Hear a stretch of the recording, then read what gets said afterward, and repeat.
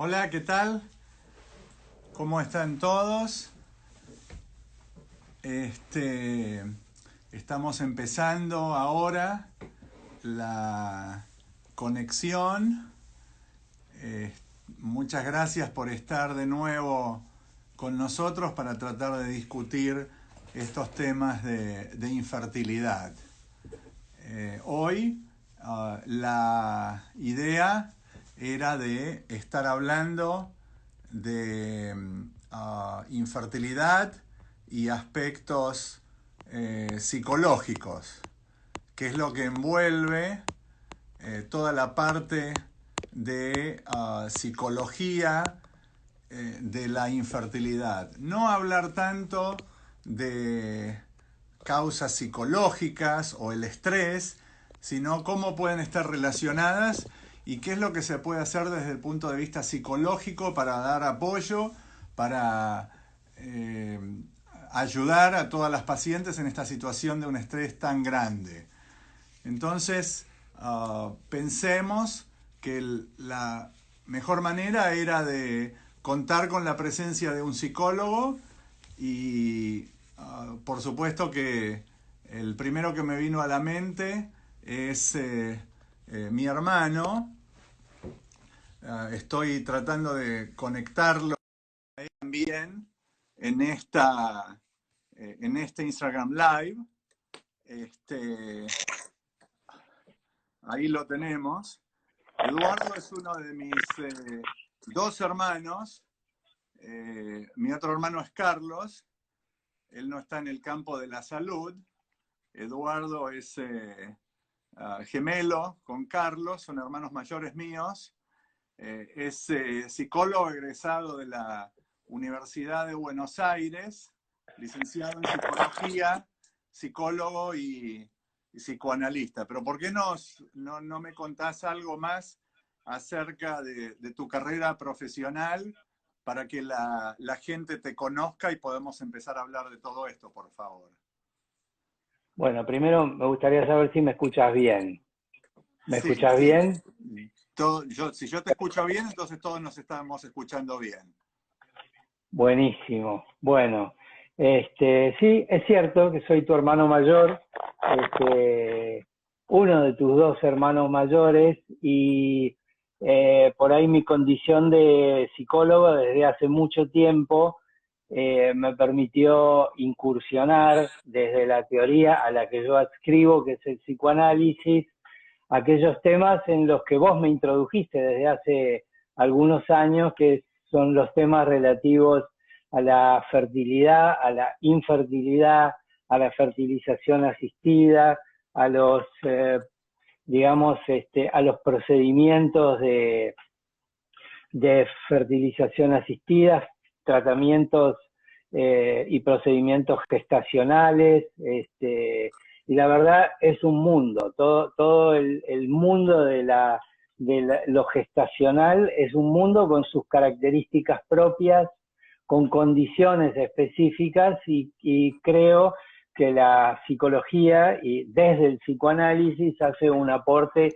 muy importante para poder asistir a las personas que lo requieren, que lo necesitan. Vos mencionaste que la teoría que vos seguís es la teoría del Sí, psicoanálisis.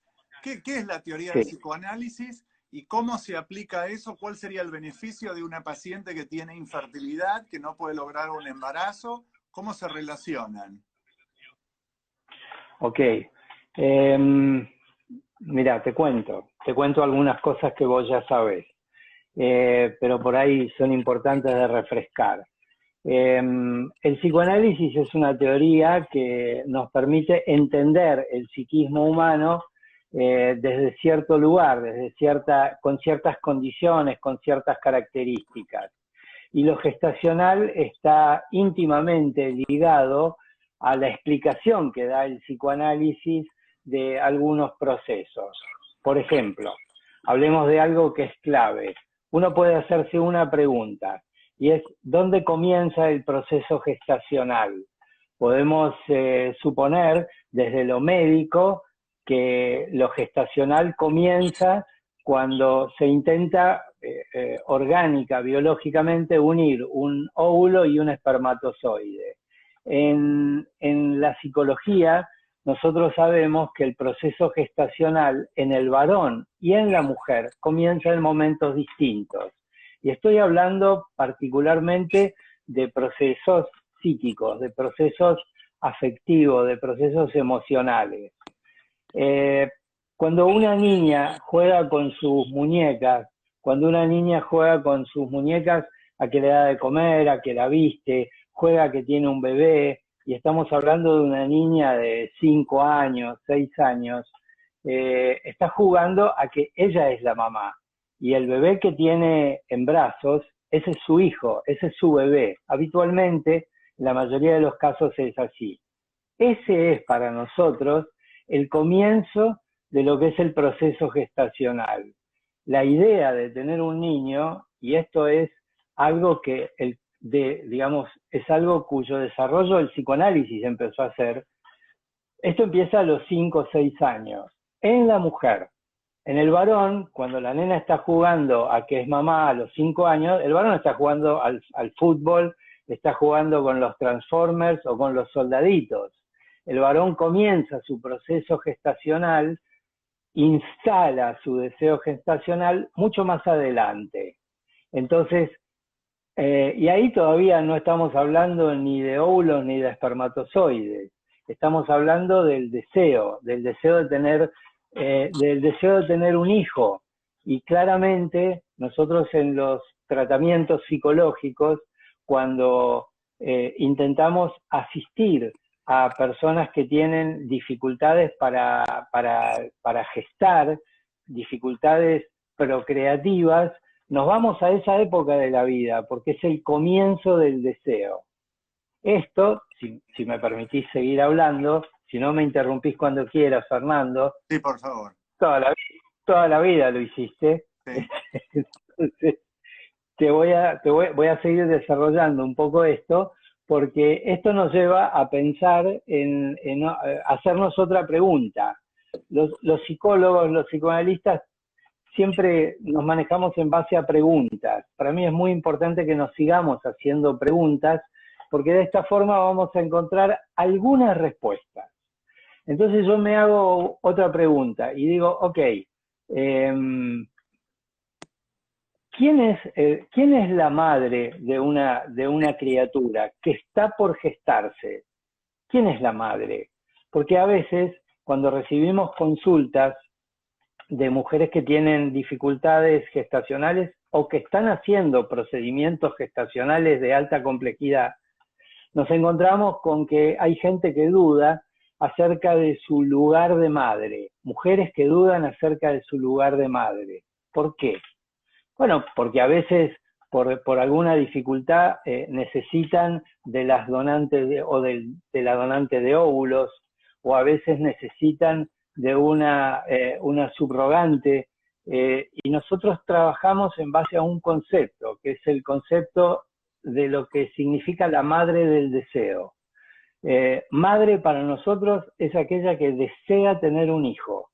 Madre para nosotros es aquella que comienza con el proceso gestacional cuando desea, cuando tiene ganas de tener un hijo, cuando tiene fantasías que involucran la posibilidad de tener un hijo, más allá de que puedan necesitar en determinado momento del proceso la ayuda médica, la ayuda y la asistencia de la medicina y de la tecnología para llegar a concretar ese deseo que probablemente haya comenzado hace muchos años, que es el deseo gestacional desde un momento de la vida en que los chicos juegan, en que todavía ni siquiera por ahí comenzó su escolaridad, por ahí en un momento en que no sabe ni leer ni escribir, pero ya sabe cómo hay que hacer para alimentar a un chico, pero ya sabe cómo hay que hacer para cambiar un bebé.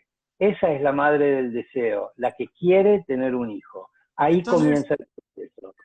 Déjame hacerte una pregunta y vamos, en lugar de empezar a hablar con los tratamientos más sencillos, por lo que estás diciendo, Sí, vamos a hablar de los más complicados o lo que es sí, infertilidad de alta complejidad, los tratamientos de alta complejidad.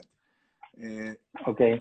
Tenemos paciente que, por ejemplo, va a requerir una donación de óvulos, una donante de óvulos, y va a requerir una subrogante. Entonces, ese tipo de tratamientos que en la parte científica se están haciendo hace 30, 40 años, pero realmente la subrogación se ha desarrollado más en los últimos, diría 5 o 10 años en Argentina, pero desde hace 20 o 30 en Estados Unidos. Tenemos distintos tipos de madre, ¿no? La madre gestacional, la que en inglés se habla el gestational surrogate o el gestational carrier, la que está transportando al bebé. La donante, que es la madre biológica, es la que está poniendo el óvulo, y la que en inglés se denomina los intended parents, los padres de intención. Entonces, ¿cómo se enfoca eso en relación a lo que vos acabas de decir? Porque quizás un pensamiento más antiguo o arcaico, o no sé si decir primitivo porque suena un poco ofensivo, es el decir, no, la madre es la que tiene el bebé dentro de su cuerpo, dentro de su útero, y quedó embarazada teniendo relaciones. Punto. Todo lo demás es algo que no existe. Entonces, ¿cómo se aplica todo eso con lo que vos acabas de decir? Ok. Bueno, yo te decía recién que nosotros nos referimos a la madre del deseo como aquella mujer que comienza, que digamos que dispara inicialmente el proceso, y lo dispara en su cabeza, a partir de sus deseos, en su cabeza y en su corazón también. Entonces, nosotros sabemos que a pesar de que participan varias personas, como por ejemplo una donante de óvulos o una carrier, habitualmente, por ejemplo, como psicólogos, nosotros no intervenimos tratando de modificar, salvo que haga falta, el pensamiento de la carrier. Es decir, por supuesto, la carrier tiene que, en estos procedimientos gestacionales de alta complejidad que se hacen en Estados Unidos y que allí son legales, aquí en Argentina no, porque la legislación no acompaña esta magia que produce la medicina de poder poner un bebé en brazos de las mujeres y de las parejas y de los hombres que lo desean. Entonces, nosotros sabemos que tenemos que trabajar con aquellas personas que participan en estos procedimientos de distintas maneras. Yo no tengo que convencer psicológicamente a la madre del deseo de que ella es la mamá, pero le tengo que mostrar que otras personas que intervienen en los procedimientos lo hacen por solidaridad, lo hacen porque participan de manera solidaria y contractualmente, es decir, con un contrato firmado como corresponde y como marca la ley en la Florida, no aquí en la Argentina. Entonces, de esa manera, le mostramos y tratamos de poner en evidencia para la gente que la madre es la madre del deseo, que la surrogate participa de alguna manera, pero no es la madre, y que la donante de óvulos es eso, es una donante de óvulos, no está donando un bebé. La donante de óvulos no está donando un bebé, está donando material para que otra mujer pueda cumplir su deseo. De esta manera nosotros trabajamos psicológicamente. Y cuando nosotros tenemos pacientes que hacen los tratamientos de donación de óvulos o de subrogación, a la mamá del deseo, como vos la estás llamando, al esposo, al papá del deseo, los enviamos a que tengan una consulta psicológica, una evaluación psicológica. ¿Para qué hacemos eso? ¿Cuál es la utilidad? Y también la misma pregunta en relación a una donante y a una subrogante que también tienen esa evaluación psicológica. Ok. Bueno, em, una cosa es la evaluación psicológica previa para una persona que participa en un procedimiento gestacional. Estos procedimientos son procedimientos muy importantes en el sentido de que tienen un alto impacto emocional. Digamos, una donación de óvulos, la posibilidad de una transferencia embrionaria, una subrogación gestacional, son todos procedimientos que involucran un efecto, un impacto emocional muy fuerte. Y habitualmente algunas de las personas que llegan a las puertas de estos procedimientos gestacionales lo hacen, o sea, llegan a estos procedimientos impactadas emocionalmente. No es lo mismo una mujer que llega con su pareja, en este caso una pareja heterosexual, luego de haber hecho 10 años de intentos, de haber recurrido a la medicina, a la asistencia médica para poder lograr un embarazo y de pasar por frustraciones, por intentos fallidos, de pasar por distintas etapas que pueden, digamos, generar angustia, incertidumbre, y de estar paradas. Nosotros trabajamos con un concepto que es el de estar parado frente a la posibilidad de la subrogación gestacional. No es estar parado frente a un problema, es estar parado frente a la solución de un problema. Si yo te preguntara, Fernando, ¿hay alguna estadística hecha en relación al éxito que se puede lograr en la subrogación gestacional contando con óvulos donados, esperma donada, subrogación de vientres? Y yo, que ya tuvimos esta charla, sé que este tipo de procedimientos, en la medida en que uno cuenta con estas posibilidades que acabo de mencionar, siempre terminan exitosamente. ¿Por qué? Porque si están dadas las condiciones, el procedimiento, y con una legislación adecuada, el procedimiento se logra, es efectivo. Por eso nosotros trabajamos con un concepto que es el concepto de infertilidad, no de esterilidad. El concepto de esterilidad es un concepto que involucra una irreversibilidad en cuanto a la posibilidad gestacional. La persona estéril es aquella persona que no puede, que no logra, que no hay forma. En cambio, cuando hablamos de infertilidad, estamos hablando de un proceso que se puede revertir. La verdad que esto es lógica pura, porque lo contrario a la infertilidad es la fertilidad. Lo contrario a la esterilidad, ¿cuál es? No hay palabra. No hay ninguna palabra que sea lo opuesto pero a la palabra esterilidad. No hay palabra que lo defina. Entonces, nosotros trabajamos con ese concepto, el concepto de infertilidad. ¿Por qué? Porque es un concepto que nos lleva a la posibilidad de trabajar esa infertilidad para poder lograr cumplir con los deseos. O sea, trabajarlos, en primer lugar, médicamente y psicológicamente también.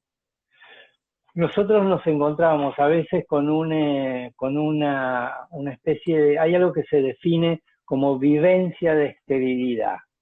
La vivencia de esterilidad es un concepto que se ha desarrollado. Mucha gente digamos, profesionales que vienen del psicoanálisis han desarrollado este concepto de vivencia de esterilidad, que define un estado emocional que a veces copa a ciertas personas que están impregnadas de una sensación de esterilidad. Una de estas personas es la doctora Silvia Melamed. Ella ha escrito mucho sobre lo que es la vivencia de esterilidad. Y hay gente que trabaja digamos, en fertilización asistida desde lo psicológico, tratando de trabajar esta sensación, esta vivencia de esterilidad, obviamente para para desarmarla, para desarticularla, para poder lograr que una persona, varón o mujer, logre evolucionar en su procedimiento procreativo a partir también de trabajar esa vivencia de esterilidad. No es lo mismo trabajar, digamos, en este sentido. Si yo te decía hace un rato que hay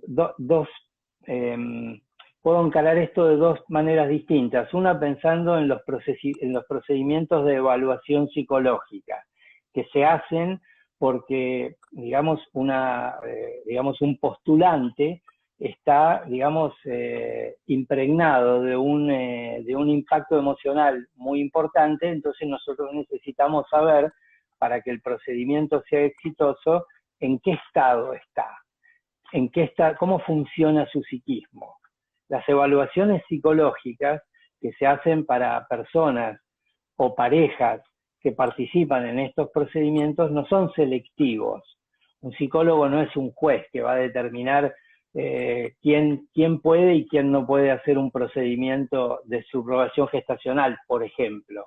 Si un psicólogo no levanta o baja el dedo, no es un juez, es un perito, que lo que hace es evaluar a una persona. Evaluar quiere decir verificar que sea una persona que no tenga trastornos psiquiátricos severos, que no haya procedimientos de afectación narcisista, que sea una persona que no tenga trastornos psiquiátricos, y los informes que nosotros confeccionamos son informes que descartan patologías y que describen características de personalidad, pero no es un psicodiagnóstico, a eso me refiero.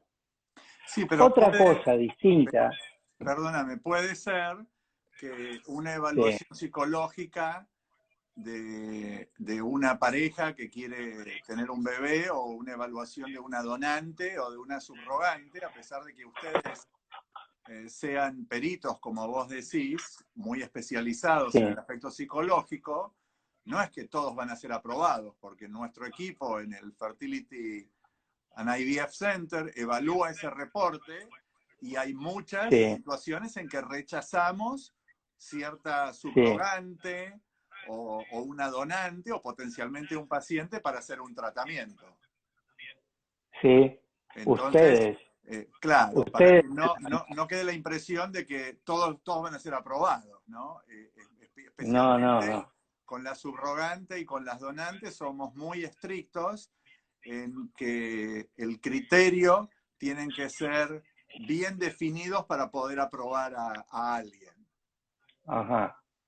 Entonces, estamos de acuerdo con eso, estamos en el mismo barco y sabemos que lo que nosotros hacemos como psicólogos es peritar a una persona, y el médico a cargo, el médico responsable, el médico tratante, ustedes, son los que determinan quién puede y quién no puede. O sea, digámoslo de otra manera, quién califica y quién no califica, porque hay que calificar para un procedimiento médico. Otra cosa distinta a la que nosotros nos referimos ya no son las evaluaciones psicológicas, son los procedimientos de asistencia psicológica, o sea, las psicoterapias, que en determinado momento son necesarias para personas que están en la previa de los procedimientos gestacionales, o gente que después de los procedimientos gestacionales, por distintos motivos, también desea iniciar un tratamiento psicológico, una psicoterapia, para poder ir, ajustando algunas cosas. Estas son dos cosas distintas. Una cosa es la evaluación psicológica previa, y otra cosa también es la evaluación psicológica previa que se hace sobre las carriers. Una carrier, para poder, calificar como carrier, también tiene que ser evaluada, y no solamente tiene que ser evaluada desde lo psicológico, emocional, porque tiene que tener las cosas muy claras, tiene que tener muy en claro de que ella no es la madre, de que es una persona que asiste a la madre o al padre que va a hacer un procedimiento gestacional, y que en tal sentido no solamente son evaluadas psicológicamente, sino que también se hace un procedimiento que involucra estudios socioambientales. O sea, no cualquier persona es carrier, no cualquier persona puede donar óvulos, hay que calificar para eso. Hablaste un poco de la psicoterapia y de la evaluación psicológica, y cuando Sí, yo en mi práctica veo pacientes sí, que vienen por primera vez, o inclusive muchas pacientes que hacen algún tratamiento y no quedan embarazadas, mencionan sí, al estrés como un sí, factor, como que estaban muy ajá, afectadas psicológicamente. Y desde el punto de sí, vista estricto médico, si el estrés no sí, condujo a, por ejemplo, que la medicación no sea dada correctamente o alguna otra situación, es mucho de teoría, no hay trabajos publicados extensivos que digan que hay una relación directa en el estrés y las fallas de los tratamientos.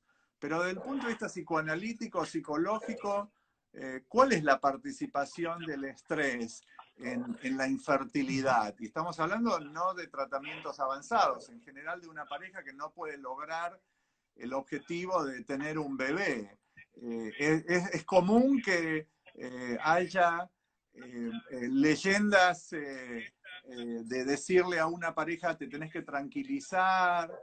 Aquí en el sur de la Florida es muy común de decir que vengan con la historia, tomate un crucero, andate una semanita para relajarte, no justamente en esta época, porque creo que por largo tiempo nadie va a querer tomar un crucero, pero mm. relájate, deja de pensar en esto y vas a lograr un embarazo. Entonces, ¿qué participación tiene el aspecto psicológico en esa situación?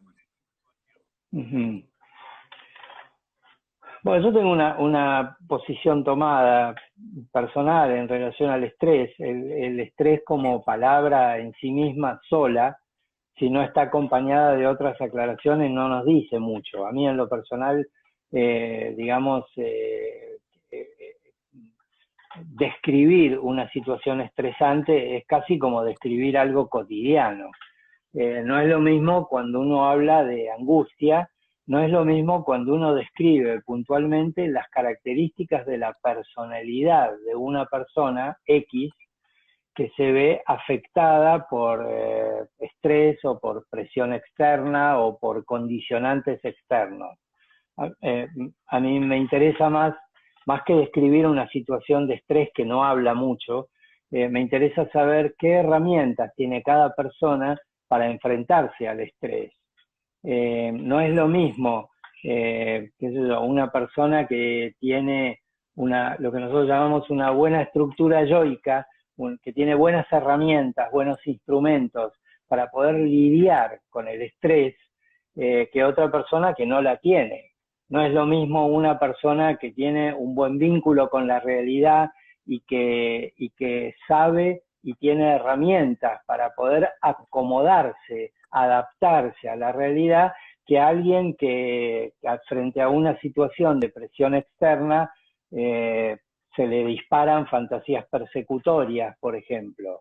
Entonces, el estrés en sí mismo, a mí en lo personal no me dice mucho.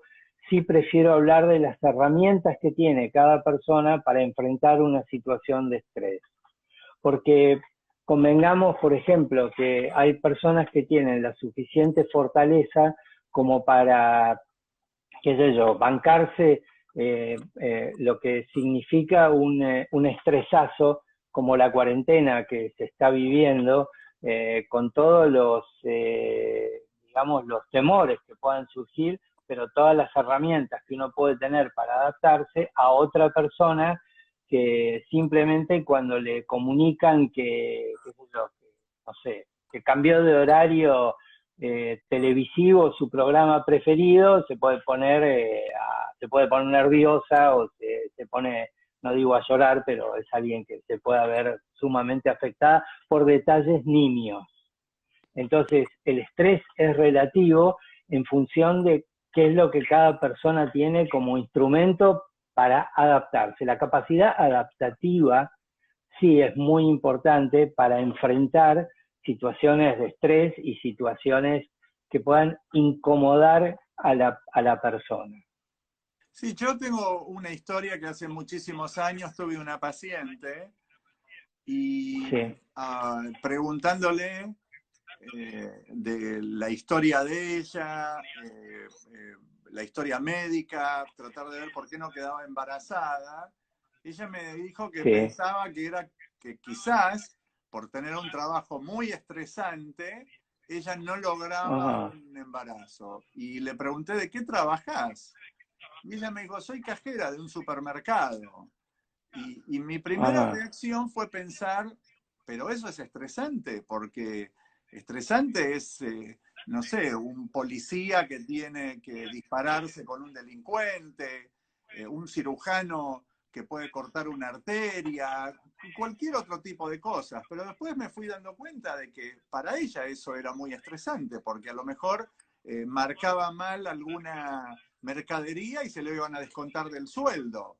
Entonces, empecé ajá. a darme cuenta que el nivel de estrés depende de lo que haga cada uno y cómo esa persona vaya a responder a esa situación, ¿no?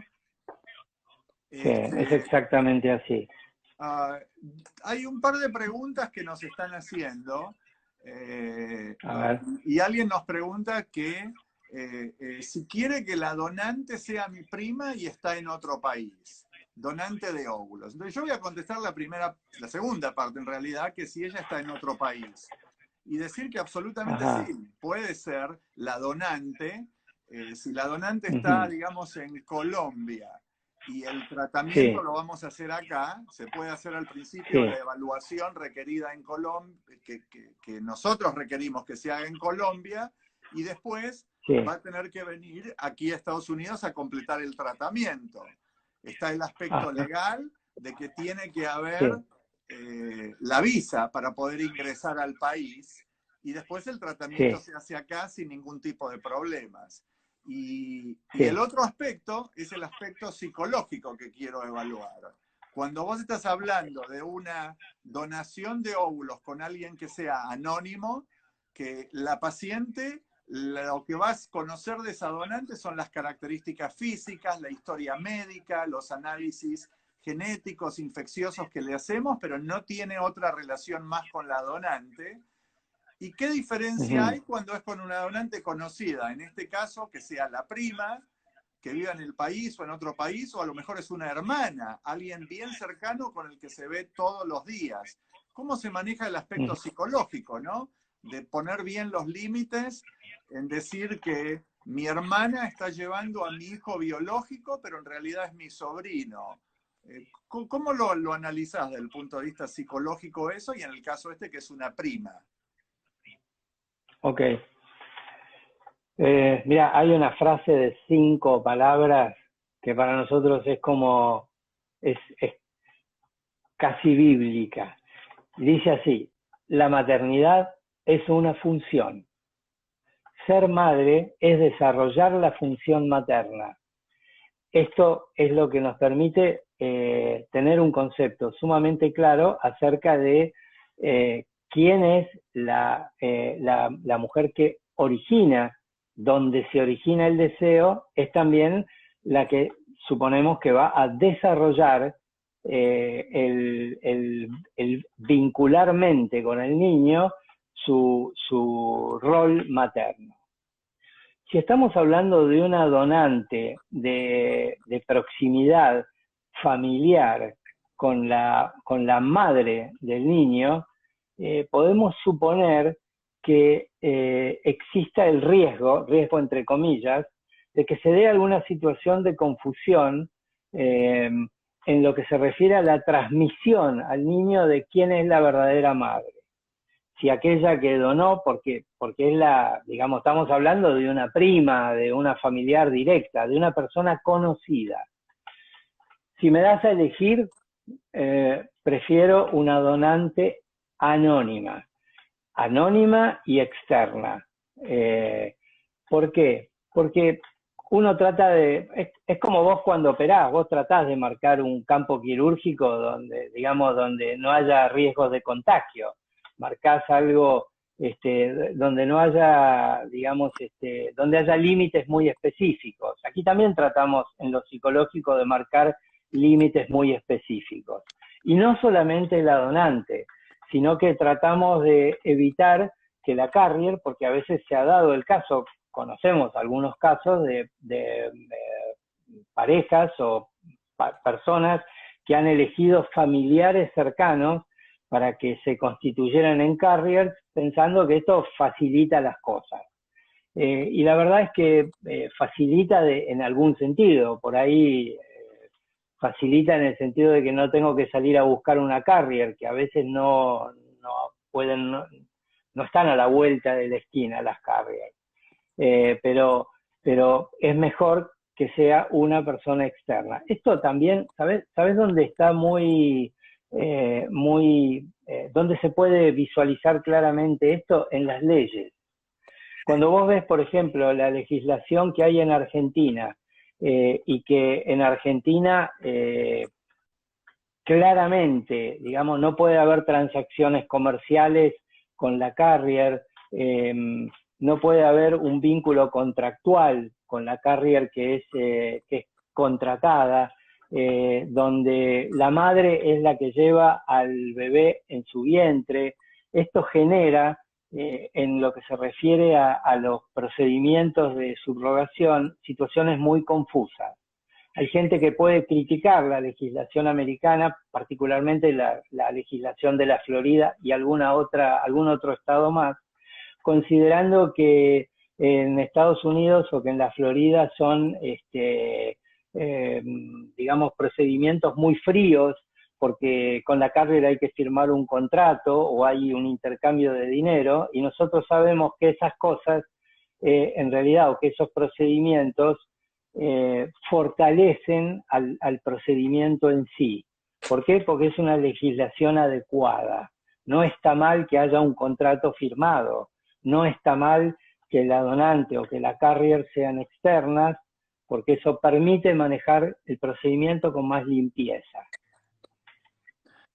Por ejemplo, entonces si tenemos una paciente que viene de Argentina, porque en Argentina, como gente nos está comentando acá, Rox 10 dice que está con donación en la Argentina y es anónimo. En Argentina es lo único que se permite. La donación es pura y exclusivamente anónima. No se permite la donación conocida, con una donante conocida. No solamente en Argentina, sino en toda Latinoamérica y en muchos países de Europa, en España, en Alemania, en Francia, no se puede hacer la donación directa. Entonces, hay alguien que nos está escuchando ahora que va a hacer un tratamiento con un familiar directo, con una sobrina. Entonces, no todo el mundo es que lo puede hacer. Vos decís que preferís o elegirías una donación anónima. Pero entonces, ¿cómo te escucha alguien que quiere hacer algo, una donación con una familiar directa, y vos, un profesional de la salud mental, está diciendo, yo prefiero que sea con una donante anónimo? ¿Cómo puedes interpretar eso? Por eso te dije, yo prefiero. No es que las cosas se pueden hacer de una manera. Las cosas se pueden hacer y la psicología no es una ciencia exacta, la medicina tampoco, esto no es física y química. La psicología y el psicoanálisis es la ciencia de lo individual, y podemos claramente sostener que hay procedimientos que son particulares y específicos para cada persona. A ver, yo tengo inconsciente, vos también tenés inconsciente. Es una evidencia que todo el mundo tiene inconsciente, pero no nos funciona igual a todos. Cuando hacemos una elección, y por ejemplo en Argentina, las leyes, insisto con esto, porque lo tenemos que ver cotidianamente, no son adecuadas para cumplimentar ciertos procedimientos, porque, por ejemplo, la donante de óvulos no es elegida en la Argentina por el paciente, la elige el médico. El paciente no tiene ninguna participación. Y en cambio, por ejemplo, en la Florida, los postulantes a la maternidad y a la paternidad tienen un lugar para poder elegir ciertas características. No curiosamente, cuando la gente elige a una donante o cuando desea tener un hijo, la gente desea que ese hijo sea parecido a uno, porque esto tiene que ver con el narcisismo, también tiene que ver, entre otras cosas, con el narcisismo de las personas y con ciertos procesos de identificación. Cuando alguien elige una pareja, por ejemplo, lo elige haciendo intervenir ciertos mecanismos que tienen que ver con la identificación. Y la identificación en general tiene que ver con lo que uno es o con lo que uno cree que es. Entonces, cuando se elige a un hijo, uno también desea tener hijos que sean parecidos a uno. La posibilidad de tener cierta participación en estas elecciones son también determinantes a la hora de sentir que uno tiene cierta intervención en este procedimiento gestacional. Las cosas no son de una sola manera. Alguien, como decías vos, que tiene la posibilidad de elegir una donante dentro del espectro familiar, si puede sostener esa, desde lo psicológico estoy hablando, si puede sostener su elección con ideas y si puede sustentarla de manera convincente, con buenos argumentos, no hay mayores problemas. Yo hablé de una preferencia. Yo prefiero, no quiere decir que sea la única manera. Perfecto. Alguien como comentario nos dice que ella transitó un embarazo con un cargo gerencial de muchísima responsabilidad, con viajes, sin descanso, sí, con una madre que tenía un cáncer terminal, fue un infierno. Ella, quien nos está comentando esto, dijo, pensé que tenía herramientas, pero no con letra grande, con mayúscula. Cortito, ¿qué es lo que uno puede hacer? Te pregunto para que me des una respuesta relativamente breve para tratar de mejorar esas herramientas. Ajá. Bueno, se puede trabajar psicológicamente, psicoterapéuticamente, para poder afilar los cuchillos, ¿sí? Para poder hacer que las herramientas que esa persona tiene le permitan, como te dije, hace un rato atrás, la capacidad adaptativa, la capacidad de adaptación de una persona como mecanismo es fundamental para poder seguir avanzando en la vida y para poder seguir creciendo. Y cuando hablo de crecer, específicamente estoy pensando en un procedimiento gestacional. Esto no quiere decir que uno encara cualquier procedimiento con la omnipotencia como bandera. No es que podemos hacer cualquier cosa, pero estamos tratando de, en términos de adaptación, de mejorar las condiciones que una persona tiene, de mejorar en función de las características que podamos extraer de esa persona para que pueda cumplir con sus deseos. Fernando, uno en la vida está predispuesto, tendiente, desde el nacimiento a cumplir con los deseos. La verdad que la vida casi es eso, es la posibilidad de cumplir con deseos, con proyectos, con necesidades, con aquellas cosas que uno le hagan bien para vivir la vida lo mejor posible. De eso estamos hablando. Me pediste cortito, fue cortito. Sí, más o menos. Bueno, alguien dice, desde Bolivia, Mariana nos está diciendo que el estrés es una cuestión de percepción. Después preguntan si hay límite de edad. Bueno, hay límites de edad de acuerdo al tipo de tratamiento, hay que individualizarlo. Porque si me voy al extremo, alguien de 80 y pico de años no es lo mismo que alguien de 50 años. Obvio que estamos hablando con de óvulo y subrogación. Así es. Hay gente que me está preguntando cosas, pero que son realmente no relacionadas al tema de hoy, de ovarios poliquísticos. Entonces, lamentablemente no la vamos a poder responder. Ya llevamos 45 minutos hablando, tenemos 15 minutos más y vamos a seguir a completar Sí. la hora. La probabilidad de éxito de Ajá. una donación de óvulos depende de varios factores, pero en general es altísimo, 60-70%. Si es con una madre subrogante, 80% o más por cada transferencia. Pregunta Sí. también a alguien si hay efectos típicos que surgen de este tipo de prácticas. Yo me concentraría en preguntarte si vos has visto en pacientes que han hecho los tratamientos de donación de óvulos o de subrogación y son exitosos, si en tu experiencia las pacientes que vos seguís viendo, si se arrepienten, si alguna se siente mal porque no utilizó su óvulo o no quedó ella embarazada, si tiene un remordimiento y se siente mal teniendo un bebé, ¿no? ¿Qué has observado en toda esa situación? Ni una. Ni una sola se arrepintió, que yo sepa. Ni una sola persona se arrepintió del procedimiento. ¿Por qué? Entre otras cosas, porque hay procesos de identificación que van surgiendo entre el niño, aunque ese niño no sea el resultado de una genética propia, hay procedimientos y procesos de identificación que se van dando y cuando el tiempo pasa, los chicos y los papás se van pareciendo cada vez más. Un recuerdo te traigo, uno solo. Me acuerdo de un procedimiento, en este caso diferente, fue un proceso de adopción, no tiene nada que ver con la fertilización asistida. ¿Te acordás que hubo un terremoto muy grande, un desastre natural en Haití hace algunos años? Y hubo una serie de personas que pudieron viajar y adoptar niños haitianos que eran huérfanos.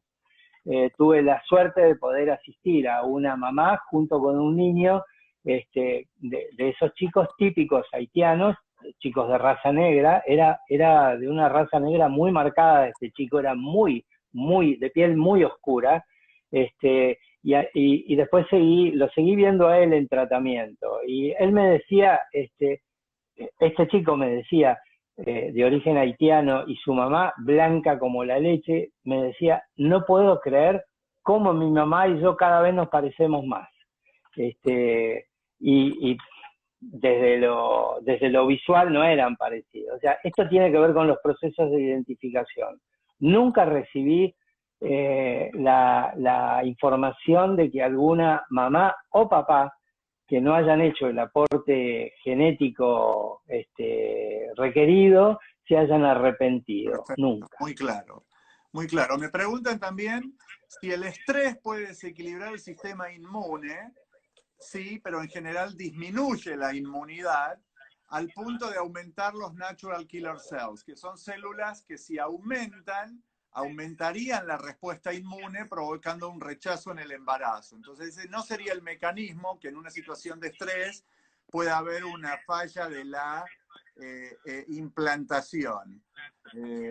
María Teresita nos dice que ella cree que en Argentina tiene mentes anticuadas y eso se traduce en los protocolos de las clínicas y los jueces. Lo que hablamos de la legislación que recién ahora se está abriendo un poquito, pero lamentablemente no tiene la semejanza con lo que es la legislación ahora.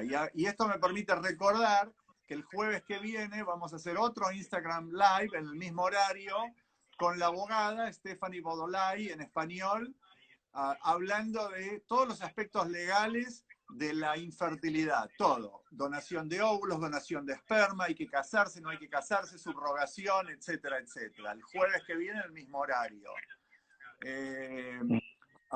Alguien pregunta, pero esto no está directamente relacionado, que le sacaron todo el sistema reproductivo, le dejaron un ovario, sí, se puede hacer un tratamiento con los propios óvulos.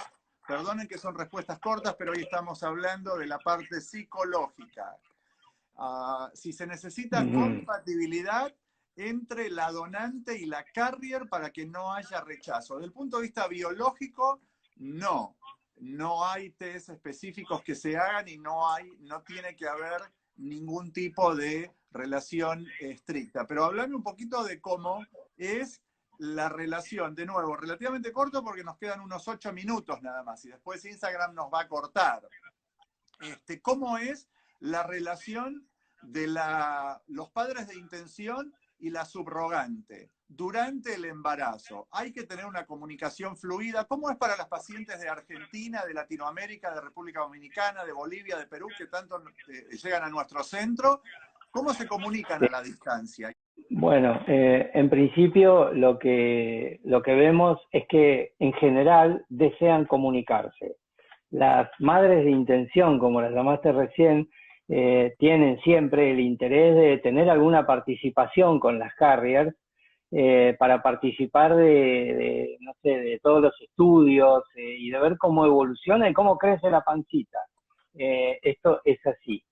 A medida que pasa el tiempo, esto va intensificándose y mi experiencia me dice que después de finalizado, una vez que nacen los chicos, la mayoría, no en todos, pero en la mayoría de los casos, se produce un cierto distanciamiento.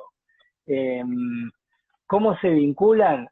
Bueno, de la misma manera que hoy se hacen los procedimientos de psicoterapia a raíz del virus que estamos viviendo, los procedimientos de psicoterapia hoy se hacen por vía de cámaras, por WhatsApp, por Skype, por todos los Zoom, por todos los sistemas. Entonces, el contacto con las carriers también se hace de esta manera. Siempre se hizo, convengamos que la gente que vive en Argentina no puede viajar bueno, ahora no, pero en condiciones normales no podía viajar permanentemente cada 3 meses para participar de un estudio. Entonces, en general se comunican por videoconferencia. En general, a veces hay gente que tiene la posibilidad y viaja, pero... Ok, otra pregunta, acordate que el tiempo nos está apurando un poco. ¿Cómo se le cuenta al niño cuando va creciendo que fue producto de una donación de óvulos o que fue producto de una subrogación? ¿Cómo se enfrenta esa información?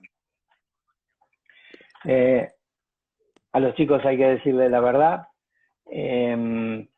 Hay que hacerlo en la medida en que estén, es decir, uno puede decirle algo a un chico en la medida en que está en condiciones de no solamente escuchar, sino de metabolizar lo que le estamos diciendo. Entonces, no es cuestión de dar información de manera salvaje, es cuestión de dar información que un chico pueda procesar. Lamentablemente no hay gran cantidad de bibliografía al respecto, hablo de bibliografía infantil. Es más, estamos pensando que tendríamos que escribirla para poder hacer cierta distribución o recomendar a cierta gente especializada que pueda escribir a la manera de cuentos, a la manera de bibliografía infantil específica para acompañar la información que los papás le tienen que ir dando a los chicos.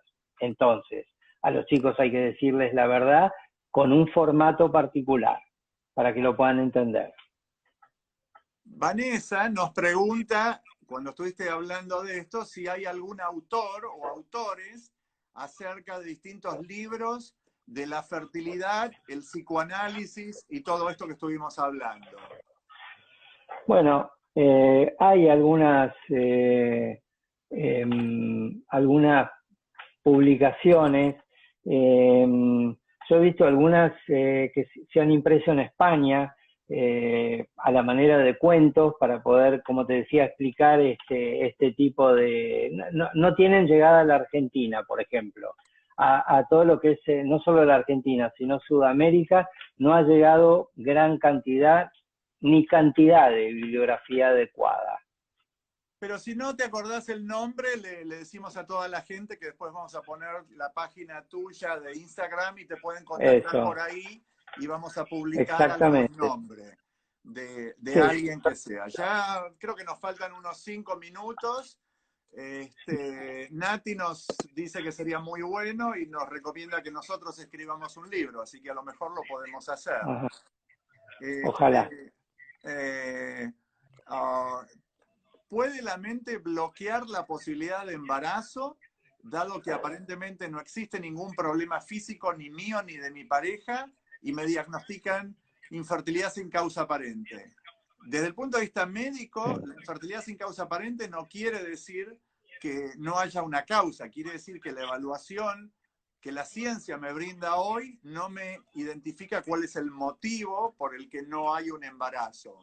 Pero del aspecto psicológico, tenés 30 segundos, un minuto más para ver si le podés contestar esta pregunta. Sí. Aquí en Argentina se habla no de infertilidad sin causa aparente, aquí se habla de esterilidad sin causa aparente. Es un diagnóstico relativamente común, que es lo que se describe como ESCA.